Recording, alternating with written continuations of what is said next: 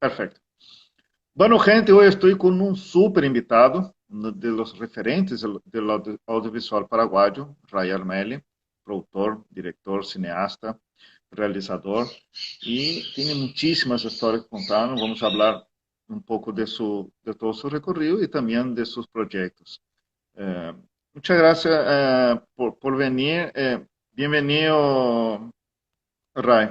Gracias a vos, Gabo, gracias por compartir este momento, justo hoy, Día de la Primavera y de la Juventud.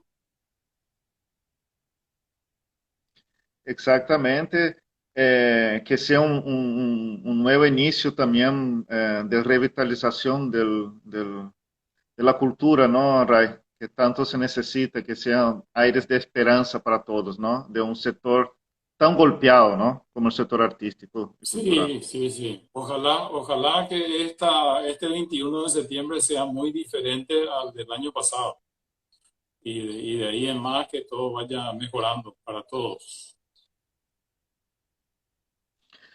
Ray, contame acerca de tus inicios. Yo quiero saber cómo fueron tus inicios, cómo decidiste entrar en el campo audiovisual y quiero que hagas un enganche cómo era trabajar en la época de la dictadura. Después vamos a hacer un recorrido sobre algunos trabajos tuyos para que la gente pueda entrar en el contexto.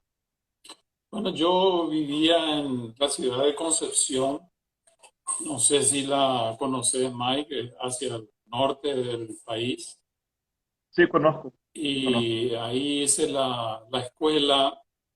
Mi profe de actuación, una de las que eh, digamos que me inspiró a seguir en el camino del arte, fue Nila López, recientemente fallecida. Ella también es concepcionera. Grande Nilo. Y bueno, mi padre era escritor, escribía, y desde pequeño he visto esa dedicación que él tenía, entonces me interesaba también la escritura y tenía habilidad para el dibujo. Entonces creé un periódico en la escuela. En aquel momento no teníamos cámaras fotográficas tan rápidas, tan accesibles como hoy en día, entonces usábamos los dibujos. Eh, y sí, la dictadura fue terrible, tal es así que mientras yo sacaba este periódico en Concepción, en Asunción, un primo mío que estaba en el colegio Cristo Rey, en ese momento difícil en que mucha gente de ese colegio estaba en la mira, y bueno, lo llevaron preso a él, ¿verdad? Y yo que hacía algo bastante parecido. Él editaba un periódico que se llama Zapucay, donde en estos días estaba revisando y entre otros aparecen artículos de Mario Ferreiro. Mario Ferreiro entrevistándole a Lobito Martínez. En algún momento lo voy a compartir, ese material. Y bueno, yo tenía un periódico también que se llamaba Nuevo Amanecer. La palabra nuevo, luego en aquella época era un poco complicado. Y No era bienvenida, ¿no? no era muy del agrado. Pero bueno, cuando vine a Asunción a hacer el bachillerato, estaban estas cosas que me atraían, ¿verdad? El dibujo, la imagen. Yo admiraba mucho a Robin Hood, admiraba mucho a Roa Bastos, o sea, escritores paraguayos que habían sobresalido. Y pensaba que ahí por el lado del dibujo podía hacer cómics o algo así. Entonces me metí a estudiar en una escuela de artes visuales, y en poco tiempo eh, me contrataron en una productora publicitaria y ahí empecé a trabajar con cámaras de 16 milímetros, con cámaras fotográficas de 35, a hacer dibujos animados. se hacía eso en film en aquella época, ¿verdad? Y bueno, esa inclinación, digamos, natural, bueno, me llevó también en el campo de la comunicación a hacer amistad con algunos locutores de la época, como Vicente Marsal, Ramón Salazar, Benjamín Fernández. Benjamín Fernández era mi vecino, Ramón Salazar me invitó a hacer un espacio de cultura en un programa radial en Radio Paraguay en aquella época. Yo era muy joven, tenía 17, 18 años. Y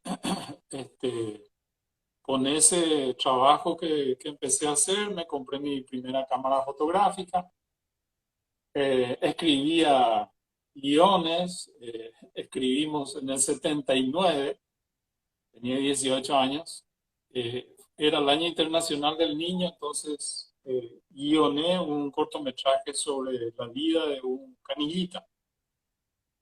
Lamentablemente ese material se perdió, no se llegó a terminar. Un cortometraje inconcluso, pero bueno, todo eso me empujó a continuar. Después se vino la posibilidad de ser asistente del asistente en un film en 35 milímetros, documental del Ministerio de Industria de la época, donde recorrimos todo el país y bueno, fui escalando, digamos, empecé como solamente haciendo claqueta, ¿verdad? La pizarra y anotando script. Y después, de a poco me dieron algunas funciones más y aprendí a hacer algunas cosas de arte por mi habilidad para el dibujo. Entonces, hacía falta un libro para simular de que había un personaje que aprendía a leer, se iba a la escuela nocturna, era un adulto que iba a la escuela nocturna, entonces tenía su libro Cómo aprender a leer. Bueno, yo hice ese libro y así. Uno de a poco se va metiendo un poco de cara dura, un poco de interesado, un poco de curioso, un poco de ese espíritu que creo que tenemos de repente los jóvenes, el momento era de meterse en estas cosas y ir avanzando y ojalá que eso mismo suceda con los chicos de hoy en día que inclusive tienen más acceso a los medios modernos, a la tecnología. Hoy en día es mucho más fácil contactar con gente en todo el mundo, ¿verdad?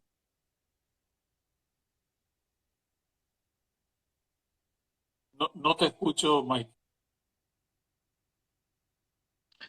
Sin embargo, con poco, como dijiste bien, hicieron mucho. Yo quiero compartir algunas cosas que hiciste para que la gente pueda ir recordando también. En esta propaganda trabajaste como realizador, ¿no? Si no me engaño, acá tengo en mano ahí. Que quedó, creo, en el subconsciente del Paraguay. Sí, Ganó muchos premios, ¿no, Ray? sí, sí, sí. Ganó el Premio Internacional Lápiz de Platino.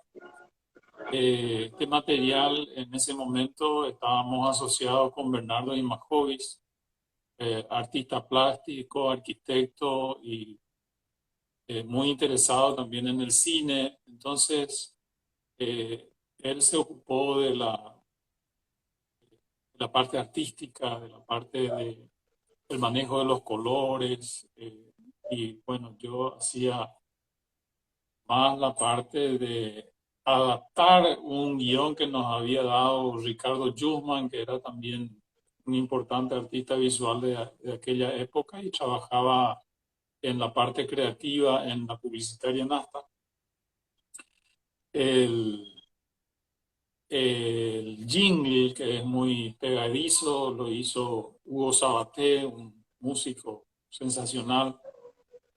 Y bueno, se juntan muchas cosas siempre en una realización como esta, ¿verdad? Un buen camarógrafo, buenos iluminadores, buenos técnicos, Que estuvo buena muchos años, producción. ¿no? Sí, sí, Estuvo pasando muchos tuvo años, mucho ¿no? éxito, eso fue en los 90. eh, y sí, la música es muy pegadiza y así es, en aquel momento era la imprenta comunera la que hacía el cuaderno y bueno, tuvo mucho éxito y estaban muy contentos los empresarios por los logros internacionales que estábamos teniendo. En el campo de publicidad, ¿hiciste algún conteo de cuántas fueron? Fueron muchos, ¿no? Porque mucho tiempo hiciste jingle, hiciste publicidad, Sí, ¿no? sí, claro. Bueno, muchísimos spots publicitarios. Yo creo que eso fue un poco una decisión personal, ir dejando. Ya me interesaban más los documentales, los programas de televisión, la ficción, la posibilidad de hacer cine que se estaba empezando. Entonces, es que un poco fui dejando la publicidad, ¿verdad? Y bueno, hoy en día también existen en ese campo muchas facilidades, muchos realizadores, pero veo con preocupación que hay un déficit en la parte creativa. En general, en Paraguay se valora muy poco a la gente que crea, que escribe, que guiona, ¿verdad? Específicamente el trabajo de guión, si bien ya tenemos un gremio, pero y tenemos gente que se ha destacado en lo internacional, como ya mencioné, a Roa Bastos, a Robin Hood, pero sigue siendo, vos ves películas que de repente se hacen y eh, el guión no está muy bien, no está muy bien realizado, de repente es un guionista primerizo, puede ser un director que ya tiene mucha experiencia en la parte fotográfica, en la edición, pero en la parte de guión se necesitan años. Y yo empecé de cara dura, empecé muy joven y tuve la suerte de que me recibieron muchas personas del medio en aquel momento, con mucha apertura. El caso de Canal 13 donde estuve trabajando y me hicieron guionar, entre otros programas, Camino al Éxito, un programa donde una dupla como Rubén Rodríguez y Menchi Barrio Canal eran los conductores, era el programa estrella en ese momento de los directivos del canal. Y guionar sí, en un programa en vivo y un programa de concurso significa cambiar el guión continuamente, ¿verdad? Así, actualizarlo, qué pasa ahora, qué concursante Está seleccionó, vivo, ¿no? claro, qué concursante Es tiene muy posibilidad. interactivo. Y no teníamos la tecnología como para comunicarnos. Entonces tenía que correr en el Teatro Latino, supongo que conoces el Teatro Latino, desde allá arriba, en el palco donde estaba el jurado. Tenía que correr entre el público, ir hasta...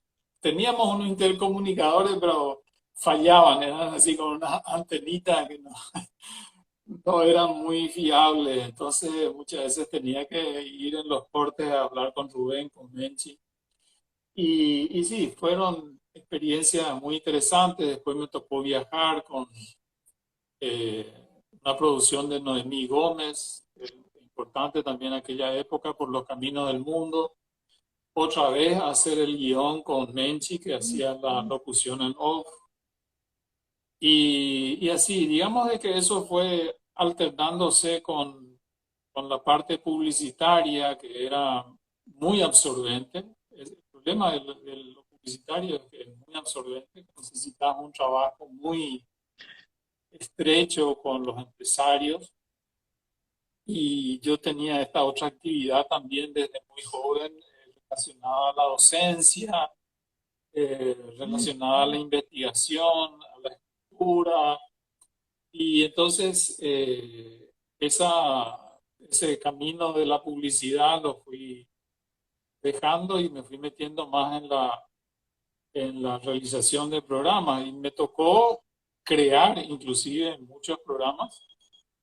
El caso de Martini con Cola, con Carlos Martini y Gustavo Con, que no copiamos ningún formato, lo creamos de cero, ¿verdad? Y tuvo mucho éxito también en su momento, ¿verdad? O sea, fue bastante bien Yo, recibido por el Ray, público. yo estoy hace ahora un poco más de 30 años acá, ¿no? Y me recuerdo de muchas producciones, incluso algunos comentaban. Y recién, hace muy poco tiempo, escuché de gente decir que en aquella época había mucho más presupuesto para hacer producciones. Por ejemplo, habían programas que los spots la propaganda del programa se iba a grabar en Inglaterra, se manejaba con otro presupuesto, había más apoyo publicitario, el hecho de que no existe internet y todo se globaliza en la televisión, hacía más fácil o pasa mucho también por el equipo de trabajo. No, yo creo que, mira, el tema de los viajes era algo que se daba en aquel tiempo y se da hoy, ¿verdad? Tenés el caso de este señor que hace asados y que recorre el mundo haciendo su asado y llevándose a su equipo de rodaje. Bruno Masi hace poco hizo también unos viajes como en aquella época.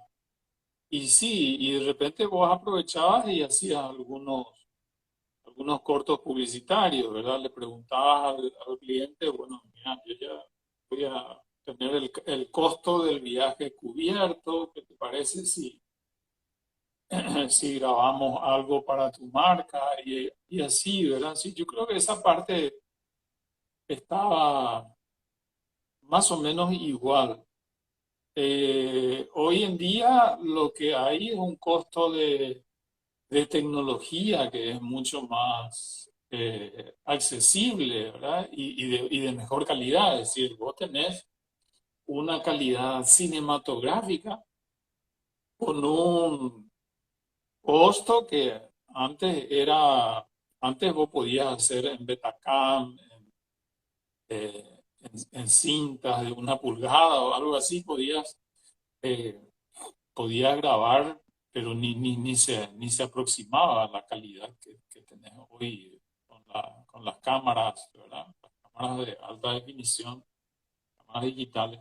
Entonces, eh, yo más bien lo que creo más que un problema de presupuesto, yo creo que hay un problema de saber en qué utilizar ese presupuesto, ¿verdad? Y invertir en la parte creativa, eso es importante, ¿verdad? Creo que se está invirtiendo poco.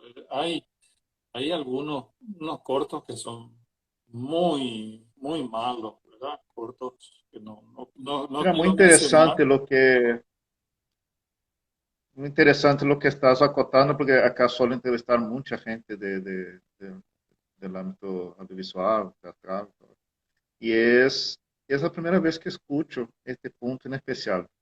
Muy, muy interesante, que hoy en día, claro, el cine paraguayo está fuerte, está ganando premios, está con gente, pero eh, de repente si uno eh, comienza a pensar, la gente que ganó premio, ¿no? Son gente que ya venía trabajando allá hace mucho, no caso de Juanca, de Aramil John, que también estuvo acá entrevistado. Son gente que ya venía con, con bagaje, ¿no? Eh, Hablando de esta experiencia, quiero compartir acá a verdad oculta, que fue un policial tuyo, ¿no? Muy, visto acá, tengo a mano. Quiero que me comenta acerca de esa experiencia. Ahí vemos gente de primerísimo nivel. Así es. Ahí. Sí, Carlos Gómez, Sonia Marchesca, Francisco Virtil y un elenco de no sé si eran 80, 90 actores y actrices invitados, ¿verdad? Cada capítulo teníamos invitados. Eh, Wow. Trabajamos el guión donde nos asesoraba y nos apoyaba por su manejo, sobre todo de la parte judicial, porque era periodista y también abogado, Elio Vera, que lo hizo en forma anónima porque en aquel tiempo esto se iba a emitir en Canal 9 y él trabajaba en el grupo de Canal 13, en el diario Noticias. Entonces, fueron 13 capítulos que son un verdadero orgullo, ¿verdad?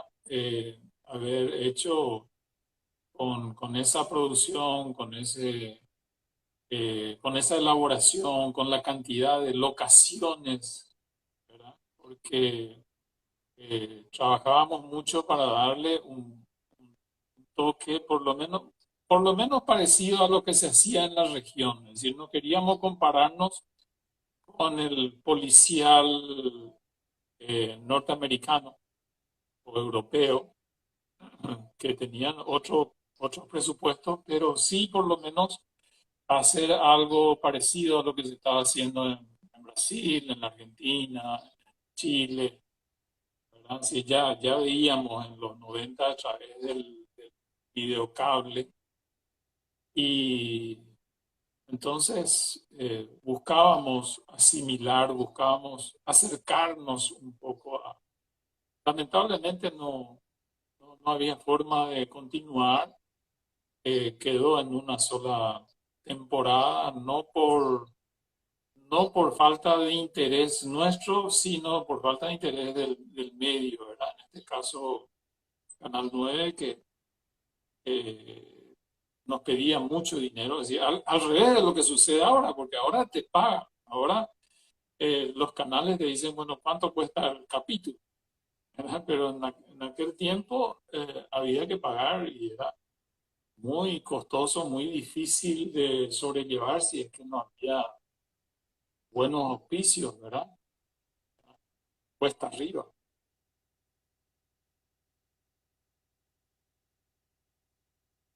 No te escucho.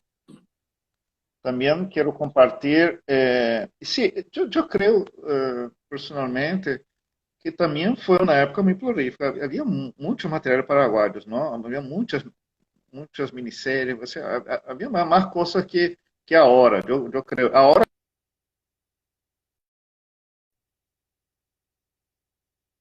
las sombras, ¿no? Eh, pero falta más teledramaturgia. La gente puede identificarse, eso es muy importante, ¿no, Ray? Sí, te escuché un poquito entrecortado, pero entiendo que estabas comentando un poquito la parte de ficción, ¿verdad? De realizaciones de ficción. Eh, yo creo que es algo que nunca despegó, es algo que siempre hubo como realizaciones así muy esporádicas, ya desde el principio, ¿verdad? Humberto Rubín hacía con Armando y con un elenco en Canal 9, hacía algunas producciones de ficción. Alberto Martínez Marta guionaba y realizaba también. Arnaldo André vino a hacer una telenovela. Mi querido doctor se llamaba en aquel momento. Se hizo una adaptación de una obra de Mario J. Mora también allá por los 80, pero no hubo una continuidad, ¿verdad? Lo que más se parecía a una continuidad en esto fue cuando Canal Telefuturo montó este estudio, que es donde ahora está la tele, y empezó a producir, ¿verdad? Que es Papá de Hicieron Corazones. Y, varias novelas, sí. sí, sí, sí. Y parecía que eso iba a seguir, pero fue también como una cuestión sin continuidad, ¿verdad? Se perdió ese empuje, digamos, y esa gente que se estaba formando, que es muy importante eh, para iniciar este tipo de realizaciones, que haya un grupo, ¿verdad? Aquí la gente que está haciendo cine generalmente se estira del ámbito publicitario, son el director de fotografía, el sonidista, los actores, las actrices, que son buenísimos, ¿verdad? Yo admiro muchísimo Es lo que yo, el talento paraguayo en lo actoral, es de lo mejor, ¿verdad? Sí, yo creo que en otras áreas de repente no estamos tan bien como en la parte actoral, porque tuvimos buenos maestros. lo que yo siempre suelo recalcar. En los años 60, Brasil quiso copiar a Estados Unidos y hizo Veracruz, ¿no? Eh, Grandes producciones, empezaron a hacer un montón de producción de cine. No funcionó, pero trajo mucha gente de Europa, ¿no? Muchísima gente de Europa para apoyar. Cuando se fue a la quiebra a Veracruz, esta gente quedó en Brasil produciendo propaganda y novelas. Por eso las novelas brasileñas consiguieron grandes, porque toda esa gente que estaba ya no quería volver a Europa, ya tenía familia, estaba ahí ociosa, empezó a hacer novelas. Eh, esto también, un sector se nutre al otro, ¿no? Eso es muy importante. Eh, yo quisiera compartir, bueno, tu película Carimea, quiero que me hable un poco de este proyecto, ¿no? Sí, bueno, Carimea es una película del año 2007, eh, todavía muy incipiente en este siglo XXI, la, la realización de películas. Intentamos darle una continuidad también con algunos colegas. Eh, Ahí fue muy importante el logro que tuvo Argentina con la maca paraguaya, ¿verdad? Eh, Claro. y otros, Luis Aguirre, que hizo Universo Servilleta, y bueno, en ese momento Manelia Sembori estaba trabajando más en comedia en televisión, y todavía no estaba saliendo Siete Cajas, Libertad, que son los que atrajeron mucho público, sobre todo, ¿verdad? O sea, tuvieron un gran apoyo también de las salas de cine, ¿verdad? Esa posibilidad de estar en varias salas, de tener un respaldo publicitario, es importantísimo, y creo que el cine paraguayo se ganó esa confianza porque también respondió con taquilla, con buenos números en la taquilla.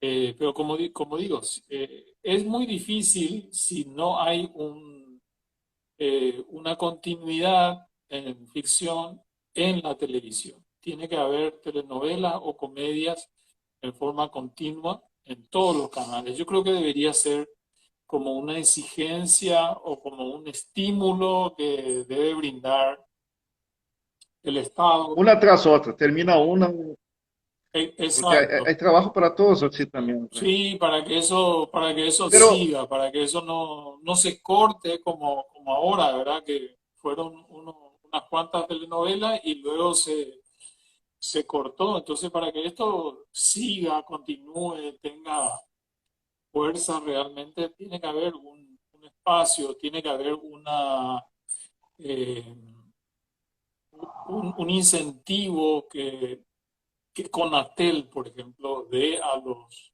canales de televisión algún tipo de premio o de exoneración del impuesto que ellos pagan, eh, o de los famosos fondos universales, ¿verdad? Yo había presentado un proyecto a la gente de Conatel para que, que es lo mismo que sucede, no sé si en Brasil, pero en Argentina, en Colombia, hay un dinero que se saca de lo que cobran el ente regulador de las telecomunicaciones, y con eso se financian muchísimas producciones televisivas, inclusive el caso de esta que tuvo mucho éxito y ahora se hizo la versión mexicana, la chica que limpia, que en la versión mexicana se llama La muchacha que limpia. Eso fue posible gracias a que en la Argentina, eh, a través de los fondos, se financió una producción de Córdoba, venía de Córdoba, allá de una provincia, ¿verdad? Porque si no, todo se queda en la capital, ¿verdad? Entonces, ese estímulo yo creo que nos está faltando para que haya una continuidad. Ahora hay una cantidad tremenda de canales, como creo que 24, 25 canales, y ninguno tiene una ficción, ¿verdad? O sea, creo que es un caso único en el mundo, ¿verdad? Nuestros escritores, por ejemplo, están muy poco presentes en la producción audiovisual. Los chicos de hoy en día no saben quién es Roabasto, quién es Casaxia, no han visto mucho, ¿verdad? Fuera de algunas cosas que hizo Marcelo Martinezzi, por ejemplo, sobre obra de Roa, yo hice también algo así, basado también en otros escritores, pero muy poco es lo que la televisión en ¿Tú sí estuviste, impulsa este tipo de producciones sobre obras de autores paraguayos. estuviste haciendo una serie de documentales tratando de rescatar los grandes creadores, ¿no? Este é um projeto que tem mais ou menos que ver com o que me estava comentando, não? Falta essa referência, não? Eu, há pouco, estuve vendo, tuve que buscar nas películas argentinas, porque tinha um invitado paraguaio, e encontrei centenas e centenas, assim, agora já temos aqui em Paraguai canais, não, onde eu vou poder ver via streaming, pero en Argentina está tan organizado que tiene por región, entonces poder ver centenas y centenas de películas argentinas de cualquier lugar del país, ¿no? Pequeñas producciones, producciones independientes, con poco presupuesto, con mucho presupuesto, de todo. Hay para todos los gustos, ¿no? De todos los... Eh, Quanto a lo que comentava, sim, em Brasil há um incentivo que agora com este governo também vamos a necesitar no sé cuántos años más para recuperar lo que ese gobierno está desechando todo, ¿no? Pero sí hay un incentivo para producciones, claro que sí, paga menos impuestos, hay es más, na época de Lula era más factible financiar, ¿no? Proyectos. Sí, sí, sí. Bueno, eso que es intermitente de repente depende de la simpatía de los gobiernos hacia la cultura en Brasil y en Argentina, ¿verdad? Sube uno, baja otro y desecha lo que hizo el anterior. En nuestro país es casi unánime, ¿verdad? Es decir, en todos los partidos hay una ignorancia tremenda. Eh, Perdón que lo mencione, ¿verdad? Pero yo, para recuperar los noticiarios del año 1948, tuve que hablar con el presidente del Congreso, Fernando Lugo, y él no sabía de qué yo le estaba hablando, ¿verdad? O sea, acá hay una despreocupación por aquello que, que es nuestra historia, nuestras obras, nuestros archivos, ¿verdad? Una cosa que se necesita es una ley de archivos. No puede ser que cada gobierno que viene pierda todo lo que hizo el anterior, tanto a nivel municipal como a nivel nacional, ¿verdad? Y así, muy poca gente realmente guarda los materiales que podrían servir no solamente a nivel audiovisual, sino a nivel de documentos valiosísimos, ¿verdad? Ahora todavía se habla de que no, de que los dos Paraguay no se sabe si están en Brasil, no se sabe si son estos que historiadores ahora consiguieron recuperar. El noticiario que nosotros rescatamos de 1948 no estaba en la historia, o sea, no existía, no había un registro de que eso se había filmado y no sabemos quién filmó, no sabemos si eran paraguayos, si eran norteamericanos. Yo tengo una sospecha de que de alguna forma hubo un apoyo del gobierno dominicano porque entre los materiales que encontramos había un sobre con el sello de República Dominicana, Ciudad Trujillo, que en ese momento se llamaba Ciudad Trujillo, ¿verdad? Entonces, Trujillo. sí, entonces toda nuestra historia está así recortada. Yo conté en un programa de televisión que la visita del Papa de 1988 estaba el cassette Umatic en un basurero en Cateura, ¿verdad? Y bueno, y lo de 2015 del Papa Francisco va a pasar lo mismo, va a pasar lo mismo. Si esta tecnología cambia, va a venir alguien y va a tirar todos los archivos viejos de los canales, porque nadie les obliga, ni siquiera a la televisión pública, ¿verdad? A Paraguay TV, que debería Pero guardar. O hay sea, una, sí, perdón. Hay una, justamente con respecto a ese tema, cuando estuvo acá, yo por ejemplo soy muy fan del cine mudo y del pre-code, ¿no? De los Estados Unidos, años 20, años 30. Y no dejo de asombrarme siempre que ver películas de 1922, películas de 1933 con una calidad intacta que parece que fue filmada ayer, ¿no? restaurado. Y justamente cuando estuve hablando cuando estuve invitado a Juanca Maneglia y él me contaba que se necesita una inversión fantástica, que se gasta más o menos $1 millón por película, ¿no? Para reconstruir todo eso. Y otro punto que yo quiero hacer, que es algo que yo, por ejemplo, constantemente, cuando tengo invitado, busco, eh, como é, busco documento, busco un montón de todo lo que sea trabajo de ustedes audiovisual y es muy difícil encontrar, muy difícil, ¿no? No es, no es, no es anormal a veces mostrar trabajo que todavía hace poco tuve un invitado que dijo, nunca había visto ese trabajo que yo hice, ¿no? O sea, no hay una organización. Entonces, buscar un documental, buscar una película paraguaya es muy difícil, ¿no? Eh, y me hablabas, pensar que es por medio de una ley, una cuestión más gubernamental sería eso, o por una cuestión de estímulo mismo de organización, porque fundaste, bueno, fuiste parte de la fundación del FESAL, ¿no? Que protege los derechos.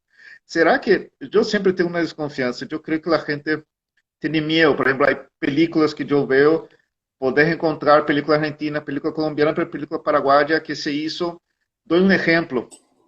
Eh, ¿Cómo se llama? Ricos Helados, de Galia Jiménez. Esa película, por ejemplo, hace poco estaba buscando y no encontraba. Está el trailer y hay una cantidad así de películas que ves el trailer, pero no existe por ningún lado. ¿Crees que ahora con los streamings que se están creando, ¿no? Las varias plataformas, cree que la gente se va a soltar, cree que la gente cree que no hay un miedo, yo creo que más por miedo de los derechos autorales. ¿Crees que eso? Miedo porque miedo a pagar derechos. Por los derechos autorales, ¿no? De, voy a lanzar mi película completa acá por YouTube, por ejemplo, y bueno, y no voy a ganar nada, por ejemplo.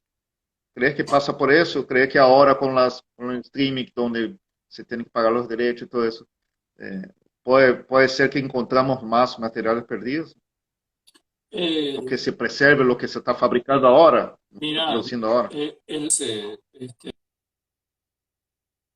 no sé qué porcentaje, el otro día leí una información de que hay un porcentaje que está entre el 30% más o menos de filmes antiguos que se han perdido, ¿sí? Que son no recuperados. Está el caso famoso de Juana de Arco, que se había perdido en todas partes y se encontró finalmente en un hospital neuropsiquiátrico. Y bueno, y acá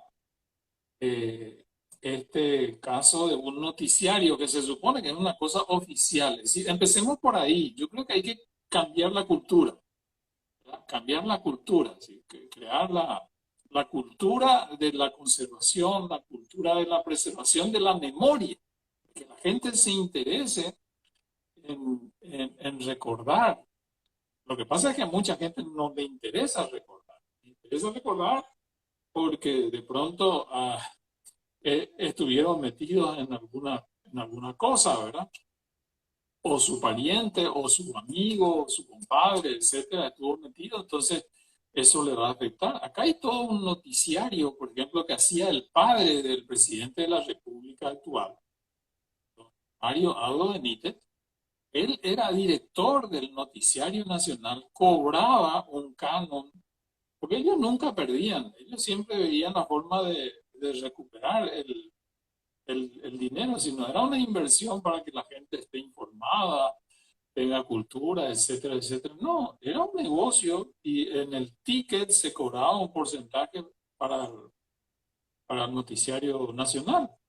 Y eso se siguió cobrando cuando ya no se pasaba el noticiario, ¿verdad? Así, ya no había terminado eso y se Qué seguía importante pagando. sería tener, Sí, qué importante sería tener todo eso, ¿no? eso Ahora se estamos perdió. viendo Se perdió el noticiario de Stroessner, se perdió.